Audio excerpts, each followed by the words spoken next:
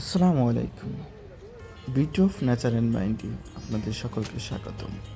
আজকে আমরা চলে এসেছি বাংলাদেশ জাতীয় চিড়িয়াখানাতে। এটি মিরপুর 1-এ অবস্থিত।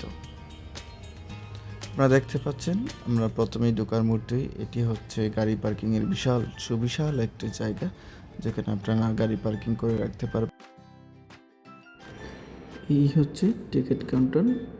এখানে প্রতি প্রবেশ মূল্য ধরা হয়েছে 50 টাকা এবং 2 বছর বয়স পর্যন্ত বাচ্চা এবং সকল প্রতিবন্ধীদের প্রবেশে কোনো রকম টিকিট লাগবে না। ওইটি হচ্ছে প্রবেশ পথ। আমরা চিড়িয়াখানার ভিতরে প্রবেশ করলাম।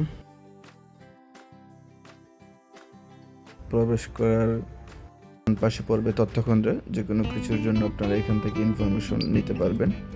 এবং তারই অপোজিট পাশে বাম পাশে সুবিশাল এক সুন্দর হরিণের আশ্রয়স্থল, যে এরিয়াটা শুধুমাত্র হরিণের জন্য সংরক্ষিত। প্রত্যেকটা প্রাণীর জন্য একটা নির্দিষ্ট করে বাউন্ডারি লাইন থাকে, আলাদা আলাদা খাঁচা থাকে, যেটাকে আমরা বলি আর কি। তার নির্দিষ্ট ঘর, নির্দিষ্ট ক্ষেত্র। একটু সামনে এগিয়ে গেলে আমরা ভেটেরিনারি হাসপাতাল, প্রাণী পুষ্টি শাখা, এটা দেখতে পারবো। এখানকার সমস্ত প্রাণীদের সুস্বাস্থ্য নিয়ে কাজ করে থাকে। কোনো প্রাণীর অসুস্থতা, চিকিৎসা সব কিছুই দেখভাল করা হয়ে থাকে। তার সামনে এগিয়ে গেলেই পাবেন যে পুরো চিড়িয়াখানার ম্যাপটা, যেখান থেকে আপনি বুঝতে পারবেন যে কোন দিকে গেলে কি কি জিনিসগুলো পাওয়া যাবে, কোন কোন প্রাণীগুলো পাওয়া যাবে। এবং এক নজরে বাংলাদেশ জাতীয় চিড়িয়াখানা তথ্যাবলী পাবেন। এই যে আমরা এখন চলে এসেছি বানরের কাছে। ওরা আজকে একটু শান্তশিষ্ট, যেহেতু ওরা দুপুরের খাবার খেয়ে একটু চুপচাপ আছে। তা না হলে অন্যান্য সময় ওদের কিচিরমিচির এই জায়গায় দাঁড়ানোই একদম দুষ্কর হয়ে যায়।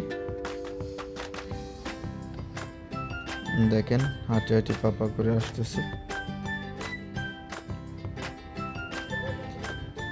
এরপর আমরা একটু সামনে গিয়ে চলে যাই। সজারু, বাঘ, সিংহ।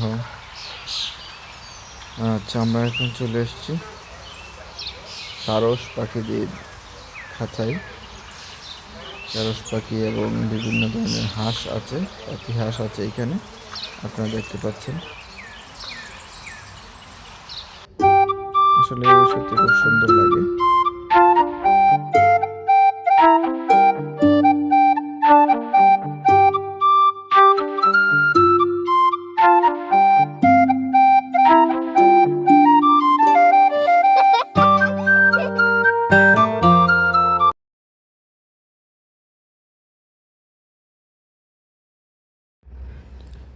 এখন আমরা চলে এসেছি রয়্যাল বেঙ্গল টাইগারের কাছে।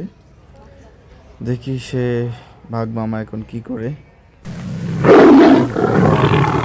বাঘ মামা আসলেই বাঘ মামা, তার যে গর্জন,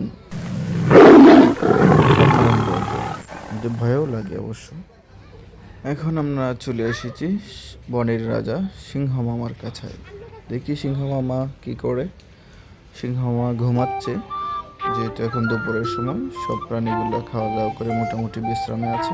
আমরা এখন চলে যাচ্ছি আরেকটি বাঘের গাছার কাছে, যেখানে আমরা একটা স্পেশাল বাঘ দেখতে পারবো, যেটা হচ্ছে সাদা বাঘ, যেটা আসলে খুব কমই দেখা যায়। এই বাঘটা খুব কম সংখ্যক পাওয়া যায়। দেখেন কত সুন্দর করে বসে আছে। এই ছোট্ট কাঠবিড়ালটি, এটি আমার খুব প্রিয়। আমার খুব ভালো লাগে দেখতে ওদেরকে। খুব সুন্দর নাচানাচি করে, গাছে উঠে লাফালাফি করে।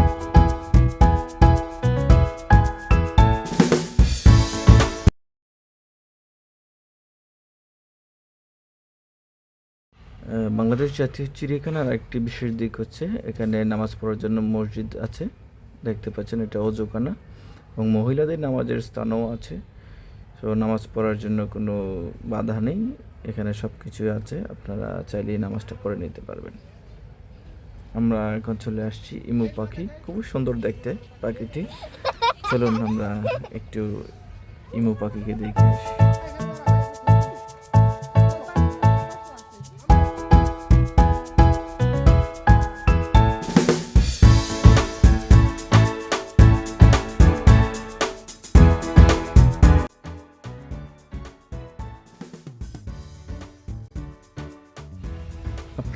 যারা চিড়িয়াখানাতে আসবেন সকলের প্রতি অনুরোধ যে চিড়িয়াখানাতে আমরা কিন্তু প্রত্যেকটা খাঁচার মধ্যে কিন্তু এরকম সাইনবোর্ড দেখি আমরা, যেখানে এক একটা প্রাণীর বৈশিষ্ট্যগুলো দেওয়া থাকে। তো অবশ্যই আপনারা নিজেও সেইগুলো দেখবেন এবং বাচ্চাদেরকেও দেখাবেন, কারণ এখান থেকে অনেক কিছু শেখার আছে। কোন প্রাণীটা, তার উৎপত্তি স্থল কোথায়, সে কতদিন বাঁচবে, তার আয়ুষ্কাল কত, সব কিছু আমরা এই সাইনবোর্ডটির মাধ্যমে আমরা দেখতে পারি এবং জানতে পারি। এখানে অনেক কিছু জানার আছে, বোঝার আছে। অবশ্যই আপনাদের বাচ্চাদেরকে এই জিনিসগুলো অবশ্যই বলবেন এবং দেখাবেন। এটি হচ্ছে রেড অ্যান্ড গ্রিন ম্যাকাও। দেখতে অনেক সুন্দর, অনেকটা টিয়া পাখির মতো, বাট এটার লেজটা একটু অনেকটা লম্বা হয়ে থাকে এবং দেখতে খুব সুন্দর। এগুলো অনেক কিচিরমিচির করে বেশি।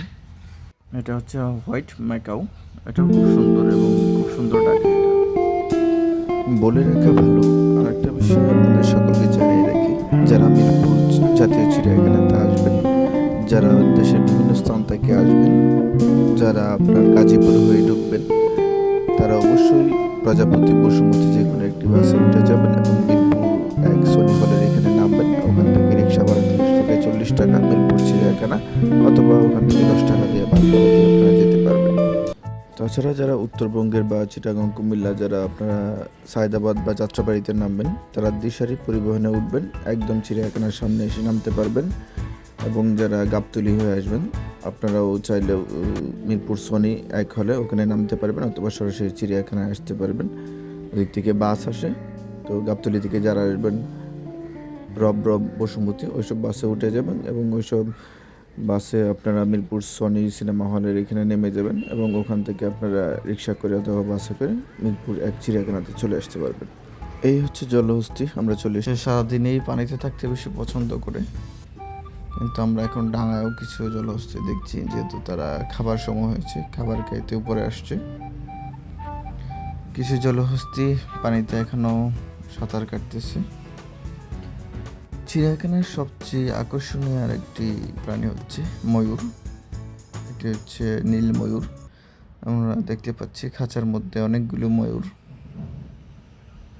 সবচেয়ে সুন্দর লাগে ময়ূরগুলা যখন তাদের পেখম তুলে, তখন সবচেয়ে সুন্দর লাগে। আমরা দেখি আমরা কি সেই পেখম তোলাটা দেখতে পারি কিনা। মনে হয় না এখন এই মুহূর্তে পেখম তুলবে, তবুও কিন্তু দেখতে খুবই সুন্দর লাগছে নীল ময়ূরগুলোকে।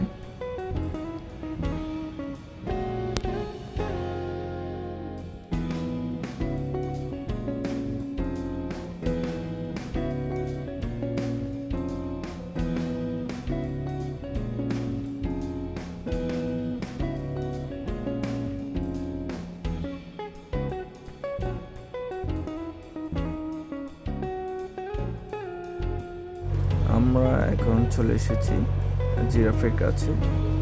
প্রাণীদের মধ্যে সবচেয়ে বড় আকৃতির একটি প্রাণী হচ্ছে জিরাফ। এটির গায়ের রং অনেকটা বাঘের মতো ডোরা কাটা। খুবই শান্তশিষ্ট একটি প্রাণী।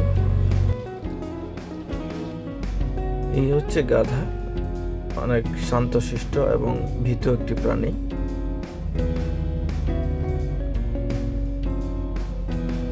ওকে হাত দিয়ে ধরলেও দেখবেন যে ও কিছু করে না, বরঞ্চ উল্টো ভয় পেয়ে চলে যায়।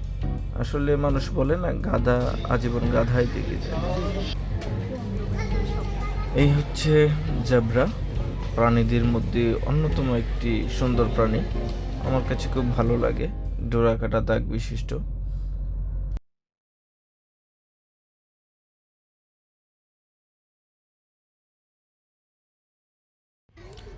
এখন আমরা চলে এসেছি চিড়িয়াখানার ভেতরে অবস্থিত প্রাণী জাদুঘর অফিস অ্যাকোয়ারিয়ামে।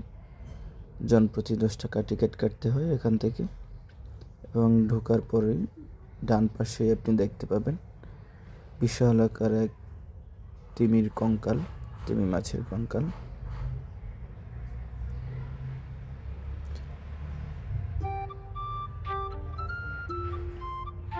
এটা হচ্ছে সেই প্রাণী জাদুঘর। চলুন আমরা একটু দেখি বাইরের দিকটা, খুব সুন্দর। সামনের অংশটা বাগান আছে। চলুন আমরা এবার ভিতরে প্রবেশ করি।